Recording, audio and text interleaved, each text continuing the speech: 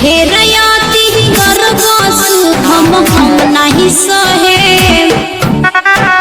तहर कवसर भैया से सब पतिया कहे तो सुना मैं कपड़ा गाते भौजी का है पर तरुआती खेत में सारा नाच के देखा होत बट छाती नहर में अपना हम पहले न कटनी